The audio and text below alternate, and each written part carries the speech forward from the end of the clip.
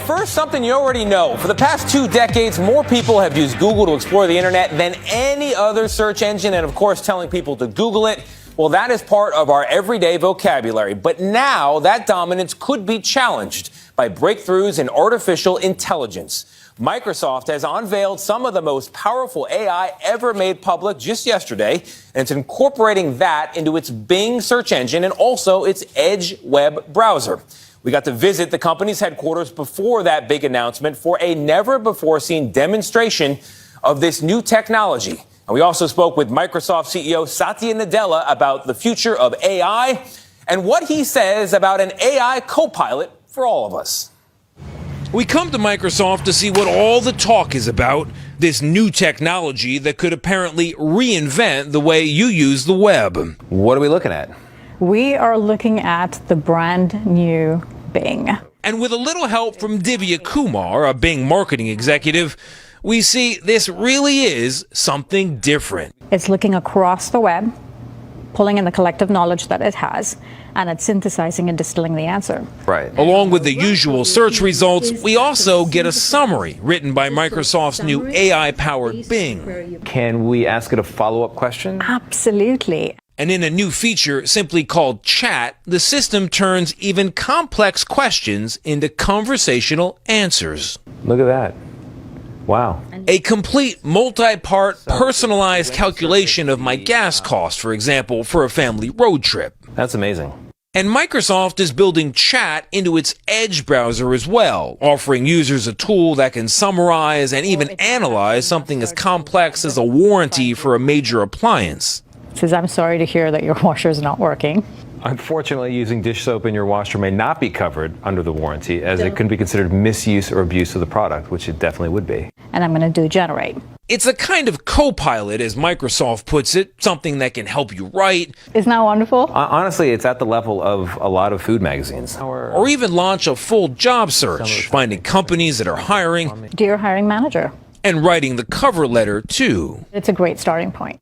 Hello. Hi, Tony. How are you? It's great to meet you. For Microsoft CEO Satya Nadella, it's all a generational chance to put his company back on top when it comes to innovation. We clearly are in a kind of arms race when it comes to AI. It seems like everybody is coming out with new products this year. Where is this going? Well, as you said, it's a new race. And it's a new race in the most important software category, or the largest software category in search. Let's face it. Google dominates it. We are thrilled to be here launching Bing to compete. Microsoft developed the technology in partnership with OpenAI, the creators of the viral sensation ChatGPT. But while the new Bing is much more powerful than its predecessor, it's also far from perfect. That didn't work.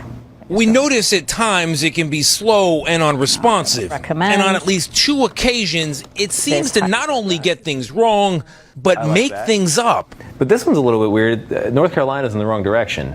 First, it suggests a stop in Dunn, North Carolina, 500 miles out of our way, when we asked for guidance on a drive from New York to Cape Cod. We tell Bing that doesn't work. Oops, you're right. I'm sorry for the mistake. I meant to say Dunn, Connecticut. And that's actually really valuable feedback. Look at that. Chat. Amazing. Or so it seemed, until we later discovered that the restaurant definitely isn't in Dunn, Connecticut, because Dunn, Connecticut does not exist. And we are amazed at how quickly it suggests a job for a plumber in Charlottesville, Virginia. Dutton Plumbing, $45 an hour sounds pretty great. But once again, we later find no record of any Dutton Plumbing in the area. Can we ask it, can I trust you? In fact, as the bot readily admits, this generation of AI is not yet to be trusted. I sometimes make mistakes, it warns us. Double check the facts. Is this ready? Are you confident for wide release? Look, the only way for any new technology to be really perfected is to be in the market with real human feedback. If anything, in particular with AI, it has to get aligned with human preferences, both personally and societally, in terms of the norms. And that's why we want to launch it. We want to have all the safety. We want to have all of the things that will make sure that no harms are created, but we need it out there in the real world. We had hoped to test how the new search handles the risk of misinformation and bias. But that's when an off-camera executive stepped in. I would say that's probably not the best thing in our beta that we're running today.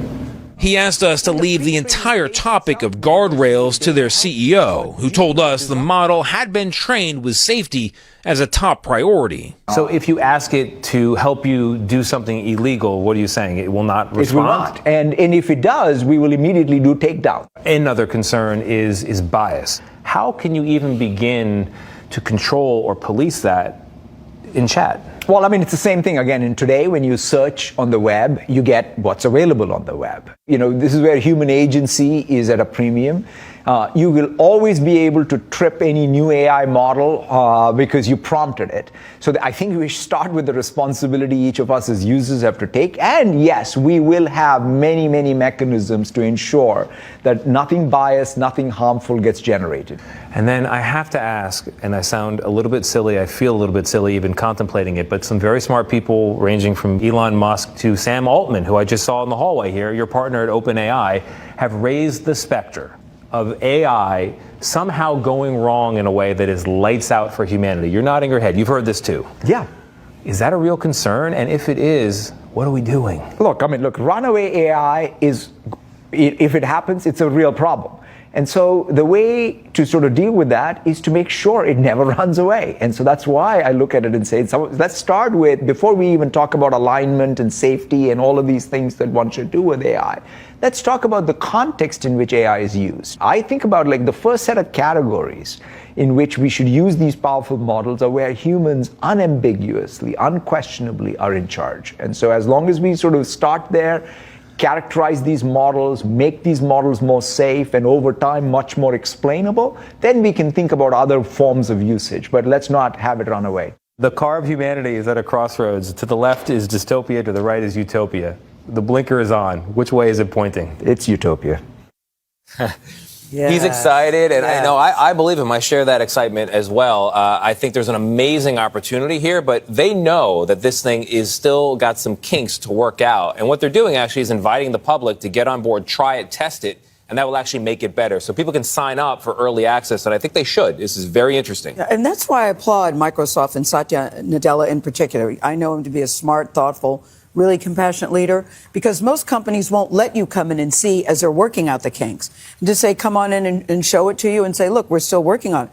I found that very fascinating. I'm going to have to take back my yikes. Yeah. Because I think I found that so interesting and so fascinating. Yeah. No. I got to say, to your point of runaway AI, I'm glad it's not perfect. Yeah. Right? Like, I'm cool with it not being perfect. But what I saw and what you showed us today, I mean, that's impressive. Yeah. And nothing's perfect in the beginning. There are always kinks. Right. There are always kinks. Are there not? Always, of course. Yeah. Not usually this big. I mean, making up a town in Connecticut is a pretty big deal. But, you know, people should just be aware when they're using this, it's going to sound authoritative. And it's coming from Microsoft. You're going to want to trust it. But it's telling you don't trust it. So when you ask it for medical advice, don't believe it at first. You know, when it's the financial advice, be careful. We're at a stage where this is the future, but the future is not ready for us yet. Very fascinating. That was eye-opening. Thank you for that. He gives very few interviews. How'd you get that, Tony? I think it's because of you, Gail King. No, I don't know. No, it definitely wasn't because of me. No. Definitely wasn't because of me. You know, we do a very good job on this show of explaining complex things. This is a brand new day, and I think we laid it out for people. Yeah, that was fascinating to watch. It was.